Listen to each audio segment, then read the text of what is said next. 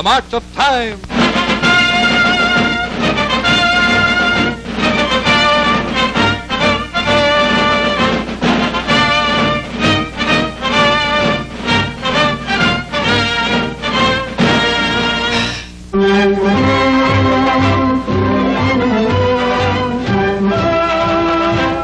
Today, throughout America, are monuments unlike any ever erected in history.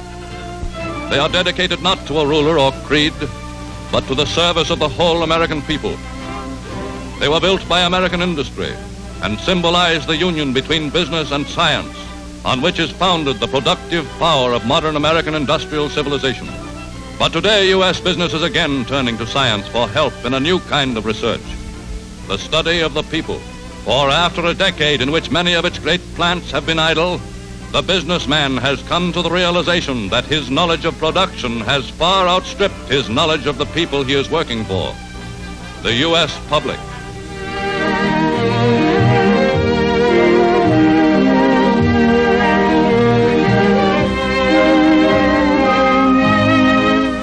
Since civilization's beginning, the great monuments of the ages have been built on the knowledge of the men of science.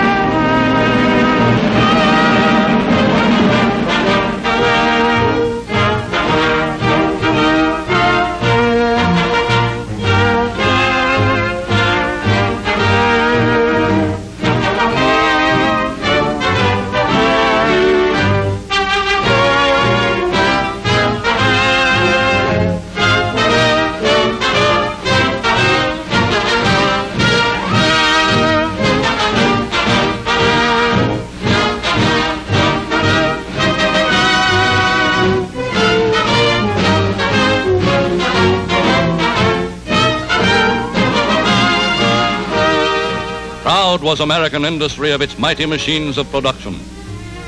But to far-seeing manufacturers came early realization that U.S. industrial progress could not be maintained without ever advancing scientific research. So established within their great factories were the laboratories of the industrial scientists. At the General Electric Company was the now famed scientist, Dr. Irving Langmuir. Archetype of the profession he pioneered, Dr. Langmuir applied the knowledge and methods of the pure scientist, pursuing his quiet, unhurried search far from the tumult of workaday business, finding new facts, analyzing them, putting them to use. I'll ask you to look over my shoulder at the surface of the water so as to see what's going on. Creating films of oil, 1 molecule or 1/10,000,000th of an inch thick, Dr. Langmuir discovered vital new clues about the basic structure and behavior of molecules. You'll see that it expands, pushes back, and suddenly stops when it jams all those molecules up against one another. Now, this part of the surface is covered with these molecules that are erect on the surface and packed in tight against one another. Dr. Langmuir's experiments opened the way for revolutionary scientific improvements in products and production, which save industry and the U.S. public an estimated $500 million a year. And he became the first U.S. industrial scientist to be awarded the Nobel Prize. Ever broadening are the practical adaptations of the Langmuir principles. Newest is the molecular film, which eliminates reflection from glass. And today, in quiet laboratories throughout the nation, other men are at work. Men who are ever pushing forward U.S. industrial frontiers through science. Behind the inferno of mill and smelter, the scientist of metals is continuously blending metallic elements in hundreds of experimental combinations in the everlasting work of improving the basic raw materials of industry. Alloys of chromium and nickel to shave hard steel like butter. To 10 long years of research, still more research to perfect further the process by which fragile tungsten is fused, drawn and spun into tiny filaments for today's electric light. And further research on powdered metal, molded under tons of pressure, is showing the way to even better methods of machining and alloying. X-ray of the metallurgist, involving an invaluable new adaptation of the Polaroid lens, shows internal strain of metals, gives direct clues to their improvement. Two new metals have a grim significance in today's world. Coming out of the laboratory is an airplane alloy containing beryllium, lighter than aluminum, strong as steel. And just going into production is the most important new alloy of the year, a steel containing silver, which will make battleship armor plate of standard thickness 3 times as strong as the best in today's warships. Popular symbol of 20th century development in chemistry is the plastic. Most versatile of materials, it is transforming the manufacturing processes and the appearance of the millions of humble, common articles every American uses. The number of new plastics is already being exceeded by the new uses being found for them. The spectacular new plastic lucite has properties that are a challenge to the applied scientist. Unlike any substance ever before discovered, clear lucite has the property of transmitting light in one direction while holding the light within itself. It makes possible piping light like water or electricity along a wire, the light turning any corner, staying inside the lucite tube and coming out full strength at the end. Just coming out of the laboratory is synthetic rubber, important wartime necessity. Made of coal, air, and water, the new white rubber is completely free from impurities, tougher and more durable than natural rubber itself. While scientists in engineering make their annual improvements on the U.S. automobile, radio scientists are at work to control it on the road. Direct laboratory attack on the problem is the highway radio, to broadcast localized recorded advice to motorists.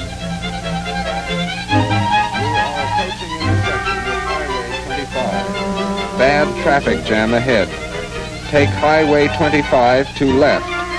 Get further instructions from next highway radio. You are approaching intersection with Highway 25. In the laboratory are other radio control devices designed to make accidents physically impossible.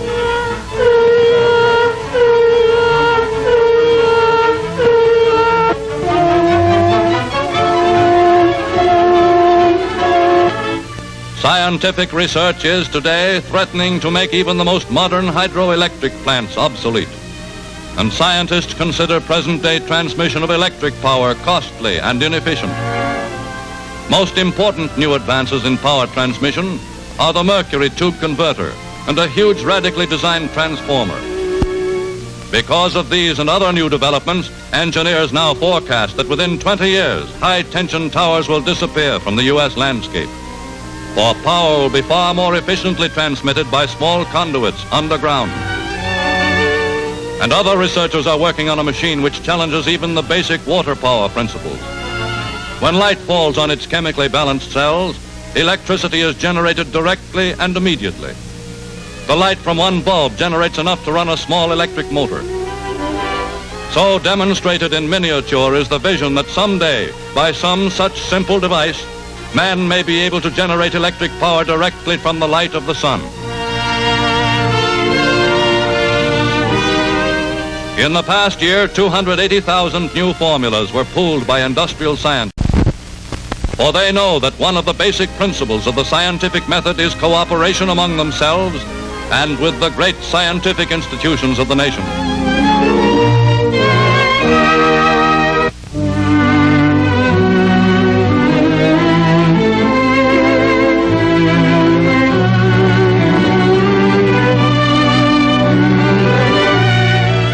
At Harvard Business School, the case for science and the business of distribution is squarely presented by Dean Wallace B. Dunham. Businessmen shouldn't forget that modern industry is the product of the combined work of business and scientists. Scientists in university and industrial research laboratories have made modern American industry possible with its high wages, low prices, and until recently almost continuous employment. When we leave the material aspects of production, however, the situation is less satisfactory. We do business with and through human beings. We sell to consumers. We don't have an adequate understanding of their wants and their desires and their needs. We need fact-gathering research through the universities and through business organizations, which will study these very important problems. We need the same kind of effective research that we've had from our physical science research laboratories. We need it in laboratories that study the problems of human beings, emotional human beings.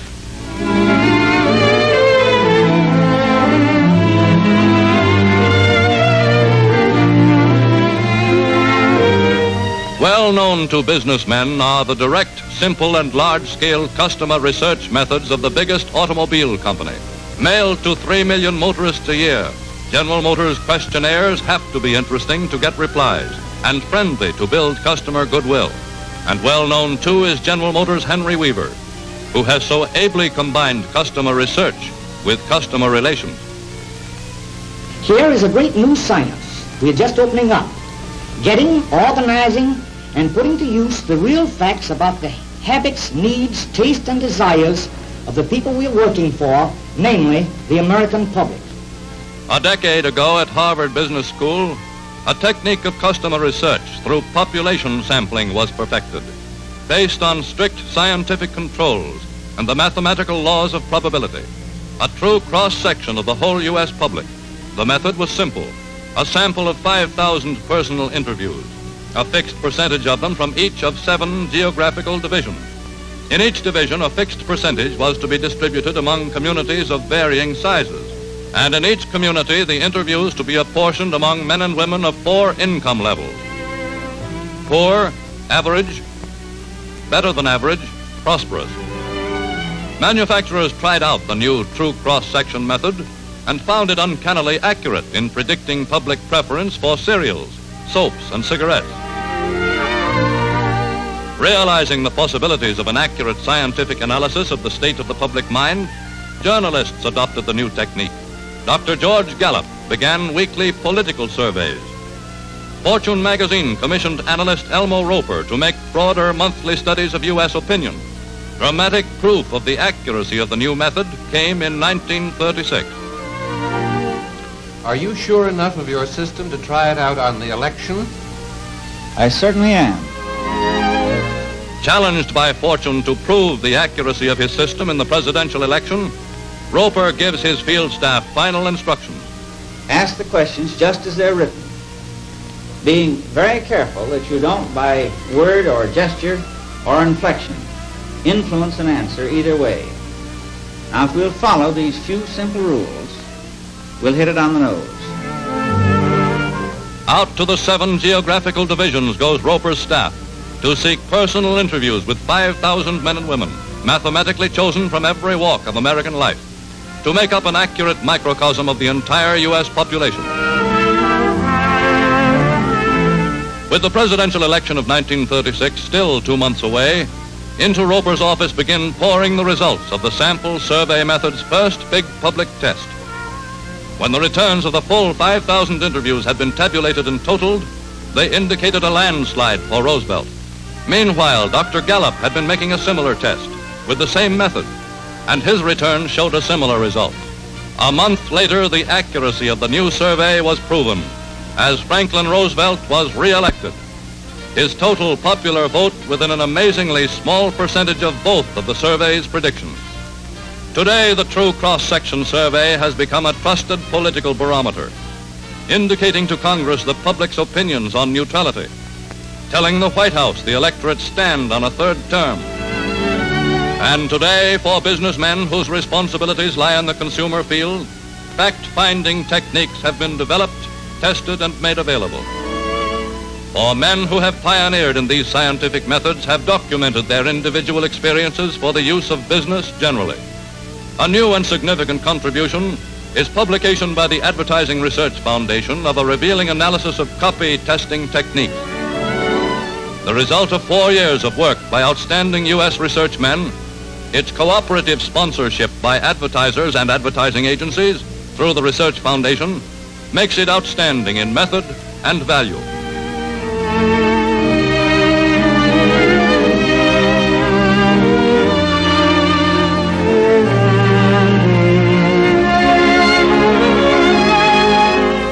So So today stands the challenge to the U.S. businessmen whose concern is the American public. The study of human beings, their habits and desires, their reaction of thought and emotion, will tax the patience, the pocketbooks, and the brains of those who would open this new frontier of American business. In a scientific study, cooperative effort by all who would benefit has proved the surest and quickest way to success. And success in a science-guided study of the public promises the same rewards that have come with scientific research in the field of physical production. Better business, a better way of living for the American people. Time marches on.